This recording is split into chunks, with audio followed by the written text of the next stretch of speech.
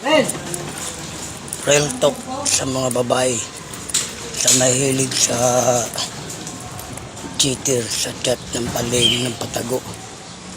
Kahit sila ay may partner na, may jowa na, hindi pa rin sila umaamin sa kanilang mga ka-add friend sa chat sa cheater.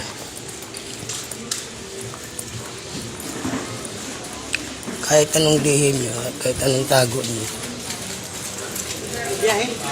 lalabas pa rin ang katotohanan.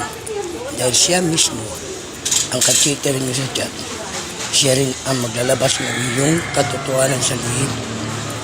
At tapos kayo pagsawaan na nauubos na ang inyong ipon sa work nyo, sa lihim ng patago,